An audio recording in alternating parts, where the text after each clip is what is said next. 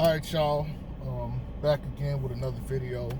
I got a little bit of time, so I'm sitting in my car, and I just finished watching some of the preseason game again. Pretty much from about the halfway mark of the second, all the way until they just about pulled the starters out. Where I stopped at was where Lonzo got to the line and started taking his free throws. I want to talk about what I noticed from their defense, okay? And I need to say this, and I want to talk about this because I really think we need to hammer this home, okay?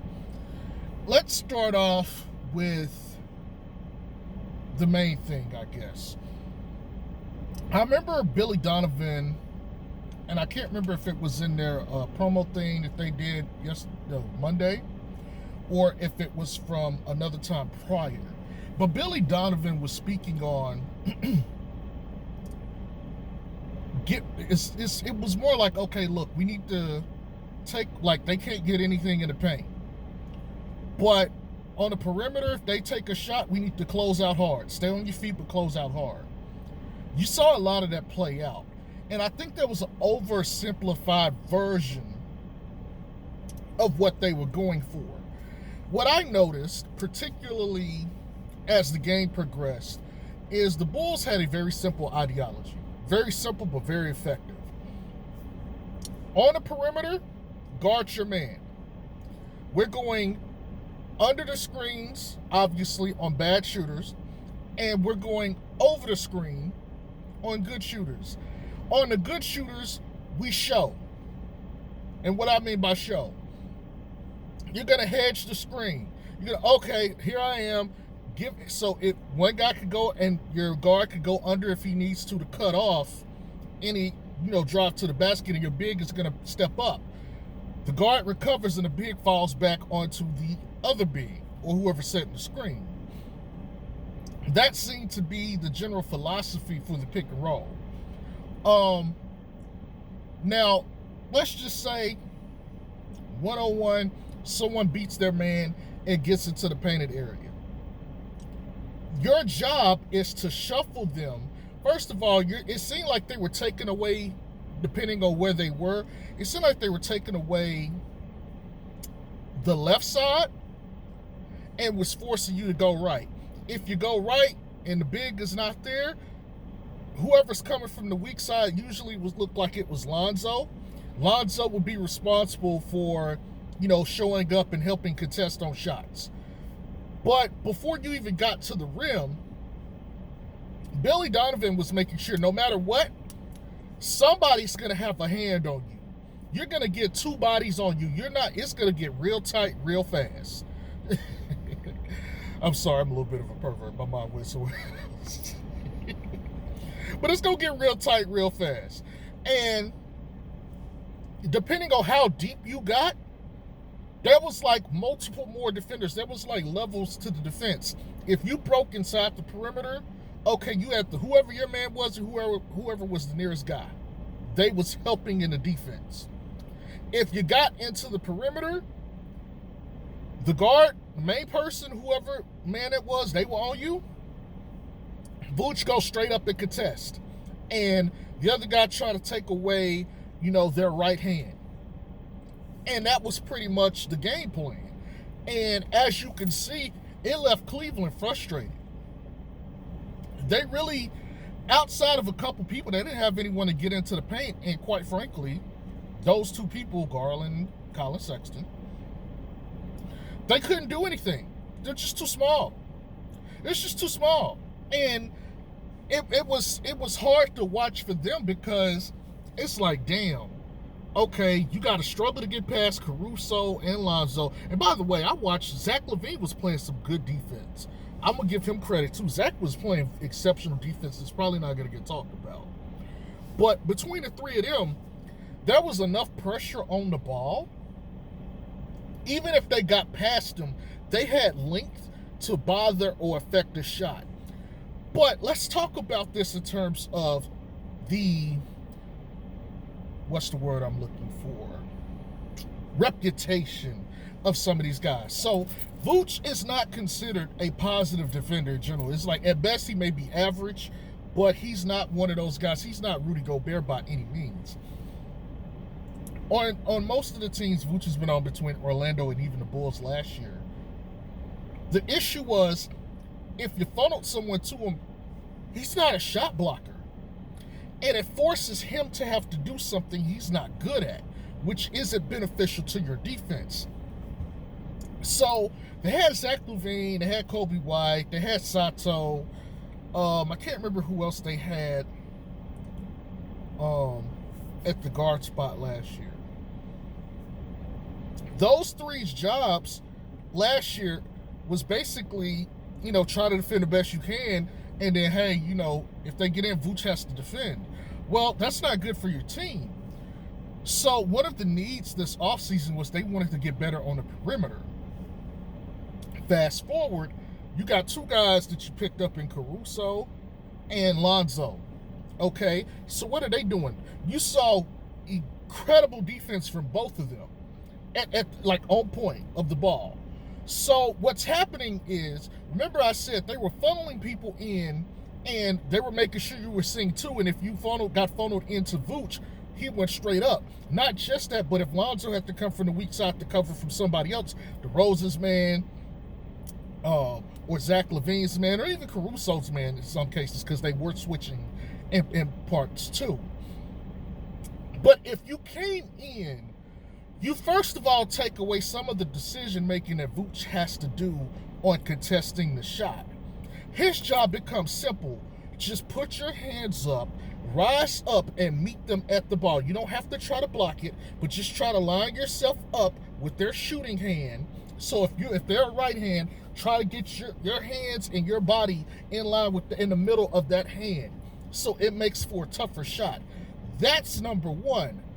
Number two, the two guys, or the three guys, if we want to include Zach, who are on the ball defending, are putting so much pressure onto the ball. It's first of all forcing you to have to take a difficult shot anyway, most of the time off balance, which isn't a good shot for you.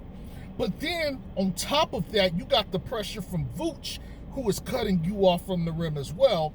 It led to a lot of blocked shots and a lot of turnovers. Sometimes guys were getting trapped in the air and they was just throwing the ball away. That happened quite a few times. And so because of that, the defense looked exceptionally well. Now, I'm going to frame this properly for you guys.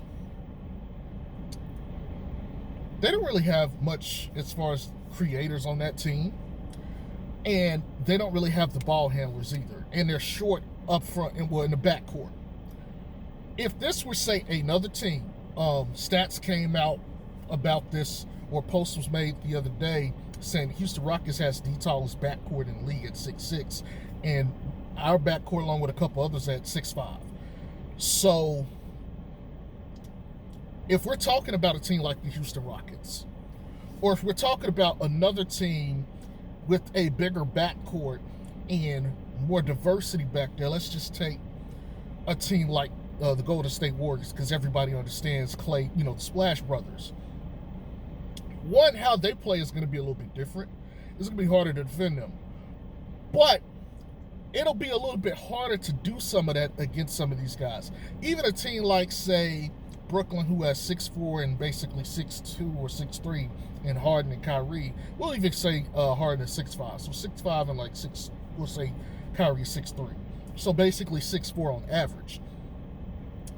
That's not as much linked that you're giving up as a difference between the two. So what I'm saying here is Cleveland really doesn't have the talent level to compensate for some of the stuff that we were doing on the defensive end. If this is James Harden and Kyrie, yeah, they're going to want to go one-on-one. But the thing is, okay, this still applies. Even if they can, allegedly get space or get penetration and try to make space, they're still seeing hands. They're having to work harder for their shots. Now, size admittedly won't be as big of an issue because they'll be a little bit bigger. But these same things still apply. If you're going in and you got Lonzo hounding you, on one side, and then you say you maybe have DeRozan reaching in to contest or to interrupt on one part of the ball, or your dribble. So you're already off balance. DeRozan goes back and recovers. He doesn't stay too much into the play, but let me show myself to keep you honest. Now you got to come deal with Vooch. Going straight up on your shooting hand. Now, when you got a player like Kyrie, it's going to be almost impossible to stop him. You're going to have to read and react. Okay, which hand is he going with? But, his handle is amazing. He can literally take a shot at any time, anywhere, and he can make it work. He's just one of those elite players. You're not going to stop him, nor are you going to stop James Harden. But it becomes so much easier when you're dealing with most of the other of the league because they don't have that talent level. The problem with Garland and Colin Sexton is they can't read or see over the defense to make their appropriate play or pass. If they go in, they got to go in. And if they go up, that's it. You can't try to make a play after that because once you're up, you're at the mercy of the defense. Unless someone is open and you can see them and throw it behind you without, compromising or something, it's not going to work out for you.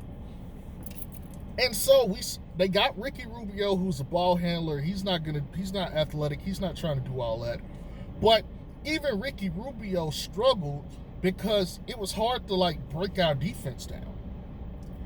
Our defense was very on ball, and even off the bench, some of the guys we had that came into the game made their presence known. They weren't giving you, free range to make spots or plays.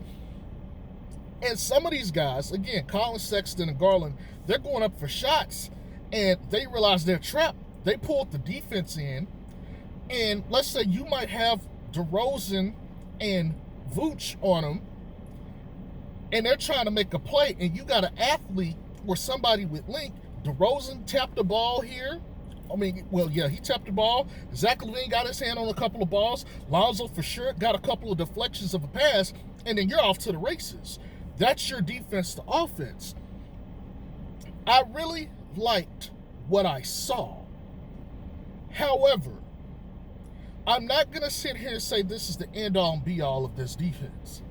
This worked on a team who admittedly is not on the same level, the same class. This is what you do want to see going into the season. Teams that you should beat, you want to see your team beat them. Now, when we start playing some of the more elite teams, let's just say we're playing Miami. Miami, first of all, has a lot of weapons, a lot of players they can employ. Okay? They got Victor Oladipo.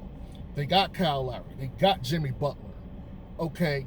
They got vets, and they got experience, playoff experience, championship level experience on that team. They got tons of it.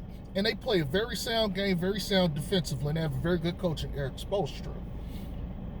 Kyle Lowry is not going to fall for this, let me run in and try to... No, he is going to fish around the defense, be very patient, and he's going to look for the right opportunity for a shot. Where we did good yesterday was if we played defense on them, we didn't foul them and bail them out. We played the defense, shot clock violation, we got the turnover. The difference is they're going to be able to do a couple more things because they have more ball handlers. They got more scorers and shooters. So our defense is going to have to play the same, but at the same time, we're going to have to adjust too. We can't just funnel or focus in on the two guards because, look, if they play Kyle Lowry and Vic in the backcourt, they still got Jimmy, and they still got Duncan Robinson, and they still got Bam. But the main thing is you can focus on them if you want, but Jimmy is still a monster, okay? We can't expect this defense to play the exact same way and win the game the way that we did against Cleveland. Now, let's switch this. Let's talk about the offense. This offense, and Lonzo in his presser last night said they went on a run where they didn't really get into a half-court set. It was just transition. And I agree with him for the most part. But let's talk about this. their ability to run and the threats that they have on the court at one time makes them near impossible to defend. Because if you go and watch the plays, or if you watch the actions that happen, if one guy, had the ball, first of all, the ball didn't stick too much. There was opportunities or moments where it did stick, but that wasn't the overall game. Everybody got to touch the ball, which is excellent basketball. That is exactly what you want to see. However, you got moments in the game where you got DeRozan posting up, and then he throws an over-shoulder throw, difficult pass, cuts through the seams of the defense because you got Zach on the top, and you don't want to get off him, and you got Vooch because he's a scorer, so you can't let your big off of him. And now you got Caruso, who's a shooter, and then you got Lonzo's a shooter. And so, or you have Javonte Green out there, and you're like, okay, if someone got to take a shot, fine. But you get that pass, they take the shot, and they're making it. They're getting open shots. In transition, Zach with the ball, he runs in. Okay, even if he can't make the play or finish the play, he gets up in the air. He knows guys are coming. But Zach LaVine's gravity in transition. By the way, when you're in transition with this team, everybody has gravity because you have to prevent the open shots. So you're pulling 2 or 3. When you got guys that are running, Zach took off, ran down the court, got up in the air, started looking. There's Zoe, there's Caruso. You get Caruso an open 3. He's a 40% three-point shooter. He's got plenty of time to take that shot. He's going to make it. DeRozan, the same thing. You get the ball, you run in the transition, you pull the defense in that they do have. You got Vooch trailing. You got Lonzo, Zach, or whoever else is out there to take a shot. This is literally the game plan. And even if you run in and don't jump at the defense, you maintain the dribble, and you're still pulling the defense. They're focused on you because you came down. You're the immediate threat. All this is bending the defense. Your defense you want to have set, they're not set. You only got a couple of people here and there, and they're in position, and you're trying to set up a defense, but you already got guys down there attacking. It's very hard to communicate and set up the defense. Your mind is on the ball. So when you got a guy that's coming in, that's cutting, a Zach LaVine, a Lonzo, a Caruso, a Troy Brown Jr., a Javonte Green, and the rest, it's causing issues because what did Acme say? They wanted guys who were ball handlers, guys who were high IQ, and guys who could pass or willing passes of the ball. So what happens? They're creating seams in the defense, and those guys can make the passes. I mentioned last night how Caruso impressed me with the passing. What I didn't mention, because I was caught up in the game and I didn't get to see some of this, some of the gravity that was being created to open some of these lanes was a direct reflection of his teammates. Same thing with Lonzo and everybody else. Their individual gravity, because pace, transition, attacking, all of that stuff was bending their defense, and the communication was bad. Cleveland could not set up any kind of defense, and it left them in scramble mode. But the thing is, the Bulls, they have the guys and the weapons and the IQ to know how to attack and how to deal with teams in that situation. So let's talk about them versus, say, a team like Miami. Miami is a little bit on the older side, okay? But they're still good. They're still smart defensively. Even if you got a guy like Bam who can guard everybody on that court, it doesn't matter if he's down there or Jimmy's down there. They have to collapse on whoever is in transition with the ball. There was a play last night where Caruso had the ball, and it was like 3 defenders down there. And he comes across the paint, and DeRozan comes off the baseline, and he pitches it to DeRozan for the dunk. But they were so caught up with him, they lost track of DeRozan. The same play again happened in transition where Lonzo had the ball, and it wasn't, like they said, it wasn't a set play. It was just, oh, I got Zach and a guy that can't guard him. and I'm up at the top of the key, and their defense isn't set. And there's all of this space because what? We ran and hurry up and got the ball across half court. One of the things I said last year is the amount of time that you get across the court depends on the number of time or number of opportunities you have to take a shot. They're getting the ball across the court very quickly, very effectively. Lonzo is sitting there like, oh, we got all this space. And if you go back and listen to the audio, it's like, go, go. And he passes just a little skip pass into Zach to get the easy score. This was the name of the game last night.